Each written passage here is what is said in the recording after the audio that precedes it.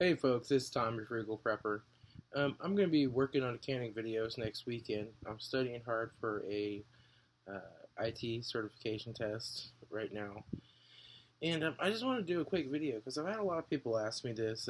It's no secret that I work in the IT industry. I fix computers and networks and stuff for a living, and I've always done that for a living ever since I flipped burgers. Um, and I've been doing it for over 20 years now. Um, and there's a lot of predatory educational institutions out there.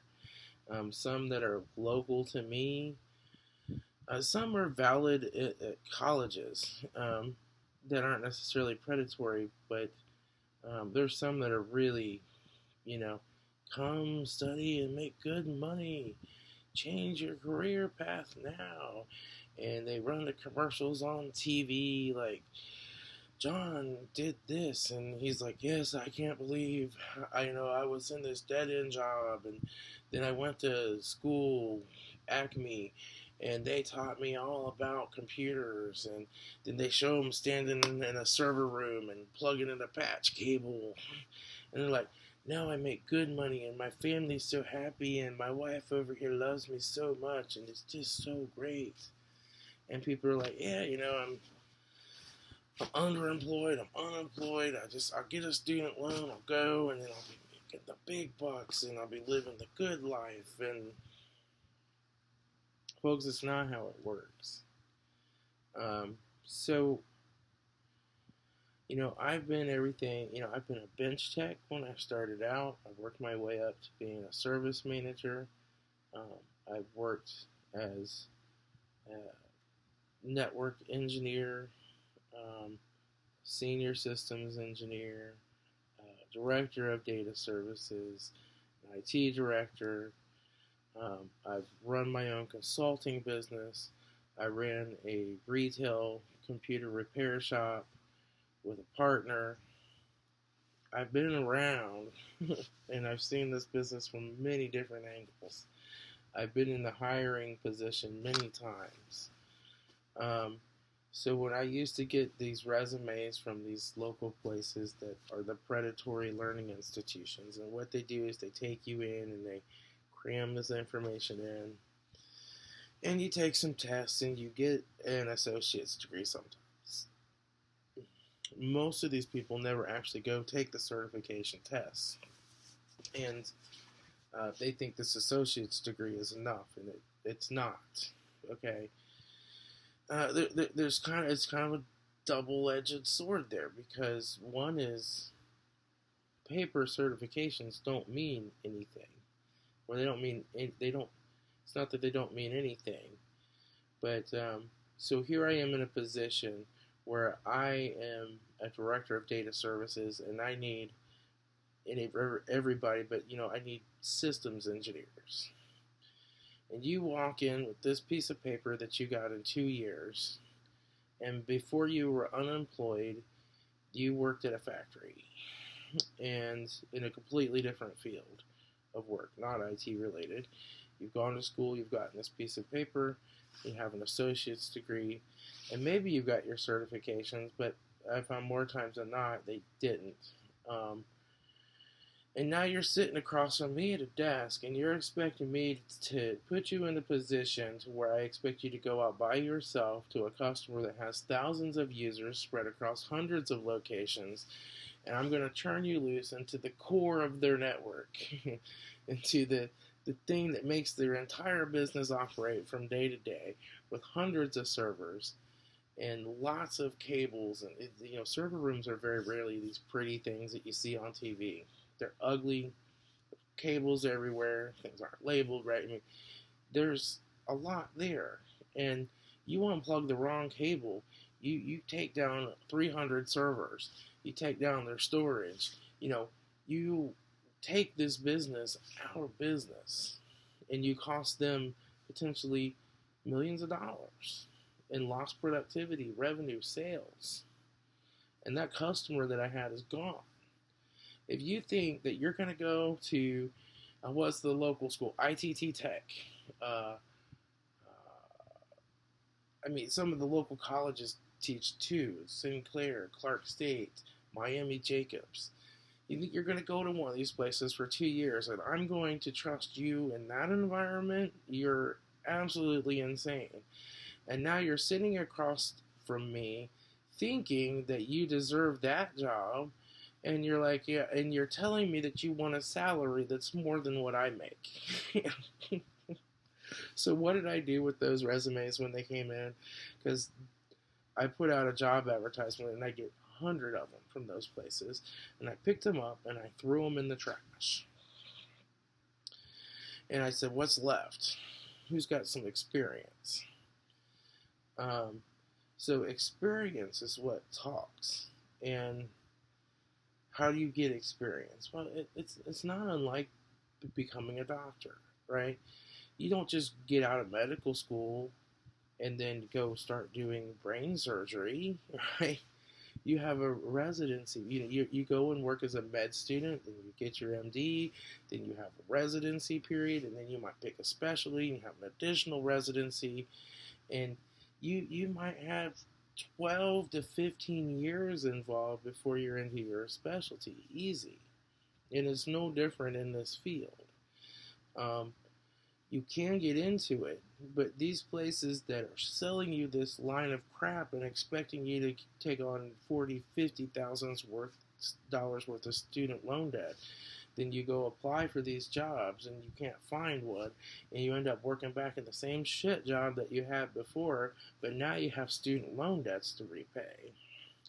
Okay, and I have a friend of mine that's kind of fallen into that trap.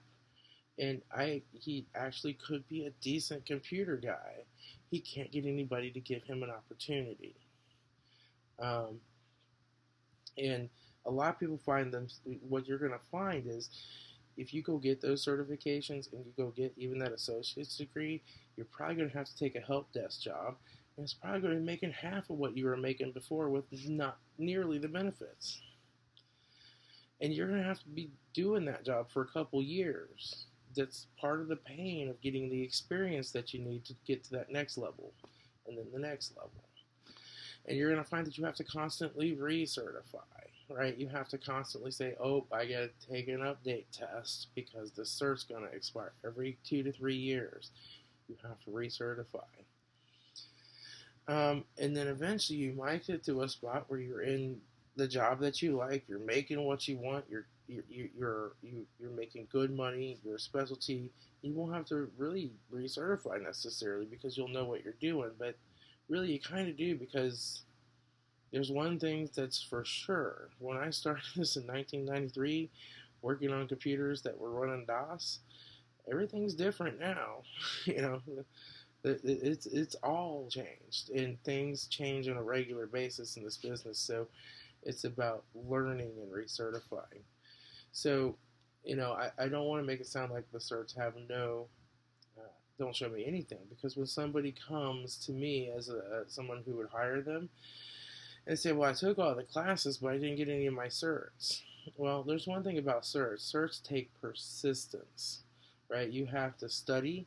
You have to break it down in little pieces, work on it every day, practice diligently, do labs forward, backwards, and forwards again, and redo them, and really get this stuff down and go take your tests and pass them. And that shows me that you know how to take a big project, break it down into small pieces, and accomplish it. And that's important because there's always going to be new equipment that you're not certified for. Cert tests, even though they update, are still usually a few years behind as far as what's current technology. So I have to know that you know how to go and take all this project and break it down into the small individual problems and solve them on your own and get it done. That's project work. And then experience is what, really helps as far as troubleshooting work. That's where the network's down, they need help, go fix it. Okay? So there's implementing new stuff and upgrading stuff, and then projects, and then there's break fix.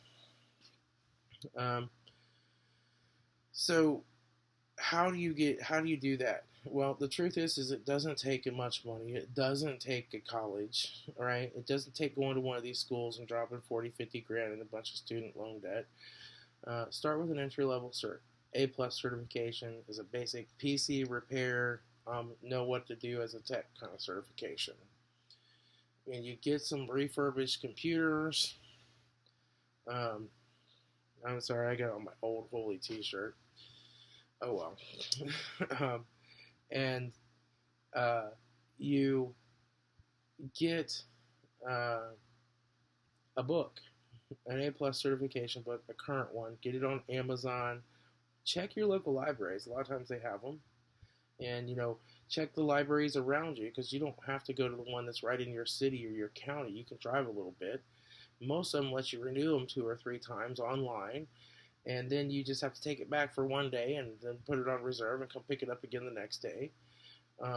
So check and see if anybody has the books. Make sure the books are current, that they're not too far behind, because they change the tests every couple of years. So there's new books every couple of years when it comes to certifications. But even buying the book on Amazon, they're typically kind of expensive. You might spend $80 on your book. The books that I recommend are the For Dummies series books are excellent. The Exam Cram books are excellent. My favorite books, personally, are Cybex books. They're all excellent. You may need to get a few books. Another very good resource is a website called Udemy. It's udemy.com. And you can go out there. I think I saw an A+ certification that had 170 hours of training video, $24. Okay, so there's a local learning center that has an A+ class on sale. It's a 2-week class. And I'm sure you get a book with it, but it's on sale for $1,900. It's normally $2,400. You don't need to spend that kind of money. Now, by all means, once you get in a field, if your employer is willing to pay for you to go to one of these schools, then take advantage of that. But there are much cheaper ways to do it, and when you break it down in little pieces and do it over time at your own pace, you will learn it better and you will know it better, and you will get that much of a head start on it when you actually get a job in the field to be able to do it well. So that's how you get in this field. It's not as simple as you think. Don't watch these commercials and think, I'm just going to go make a ton of money. And it's predatory right now because they know so many people are out of work, and the student loans are easier than ever to get. And I know Obama's doing all this payment reforgiveness on student loans, and these places are out there to take your money for something that isn't necessarily going to mean a whole lot. Now, I'm not saying that if you're really dedicated and want to learn and you take those classes that you can't get the certifications and be really good at what you do. But I'm saying that this is one of those things where you're either good at it and you love it or you're not. So don't make a large financial commitment to that. Get a small cert, try to get a job, get some experience. You may find that this is just not for you, because although it might look glamorous and easy and cool, it's not. It's a lot of beating your head against the wall of frustration and trying to figure things out, and dealing with users that call you up every Monday, and they're like, yeah, the computer forgot my password again. Well, the computer didn't forget your password. You forgot your password, right? There's a lot of that, just dealing with users and people. So you really have to be good with people. You have to be patient with people. You have to be good at dealing with angry people, because when their computer's not working, people are angry. As soon as it's fixed, they love you again. There's a lot of that. There's a lot of customer service skill that has to go into it if you're going to be good at this job. You have to be good at communicating with people that are higher up than you, with people that aren't as technical as you, but they're the decision makers. You have to be able to simplify that stuff and explain how it relates to their business. So there's a lot more involved than just going to school and taking some classes and getting rich. And you're not going to get rich, I mean, you'll make a decent living and you probably get some good, decent benefits, but you're not gonna you're not gonna be Bill Gates. Okay. Um, you might get lucky. You might come up with the next big idea, but you're probably going to work a lot of late hours. That's another thing you have to be willing to accept. When you work at a machine shop, your shift's over, you come home, you drink some beers, you watch some movies, you go to bed. You work in IT, there's some days that are like that. And the majority of the days you come home on time, but then there's the days when something big goes down and you stay there all night and all day the next day. You're so tired that you're like having hallucinations. I can remember working so long one time that I'm driving home and I like hit my brakes. Like, what? Like, oh, wait, okay, it's all right. There's not a big, giant, red, fire-breathing dragon in the middle of the road. So, strung out on caffeine, there's a lot of work that goes into this, and it's not what you think, because it's not always up to somebody else. Once you work your way up and you're kind of at that top level and tier of support, it's up to you to get it working. And you might not know what's wrong. You have to figure it out, and it might be finding a needle in a haystack, and you're just going to have to dig through the haystack till you find it. And you've got to get it done, and you've got a lot of people breathing down your neck because they're losing money till this thing's back up. So consider that. Make sure that you're comfortable working in that type of an environment before you consider to go down that career path. But if you do and you love it, if you love computers and you're good at working with people above you as bosses that have expectations and dealing with that kind of pressure, I do my best work under pressure.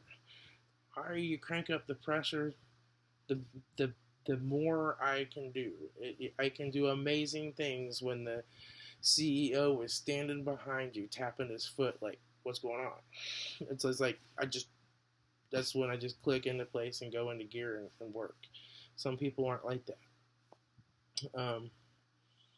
But yeah, if you're good at it, you'll never work a day in your life. It's fun. I love it. You go to work and you start working, and it's 8 o'clock, and it's like it feels like it's 10 minutes later, and you look up and you go, wow, it's lunchtime, and you come back from lunch and you sit down and you work, and it feels like it's 5 minutes later. Wow, it's 5 o'clock. It's but there are days that are a little slower and more boring that seem to go by slower too. But it's a fun job. It's a good career. I can't say it's not something you shouldn't consider pursuing.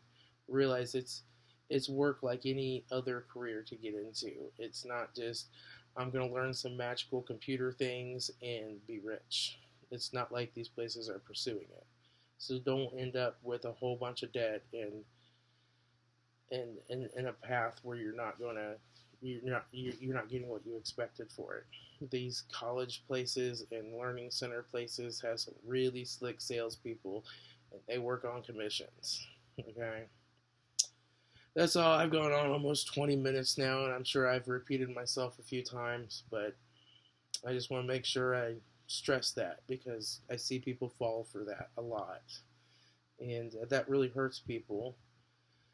Because they have all these student loans, and while they forgive them for a while, eventually they put liens against your property. They garnish your wages. The federal government will get their money back out of a federal student loan. If you take out a federal student loan, you can't bankruptcy it. So if you're going to do it, you get a private loan. Yeah, you're going to pay a higher interest rate, but you can bankruptcy that sucker if you need to. Just a thought. All right, that's all I got, folks. I'll talk to you later. This is Tom, your Frugal Prepper.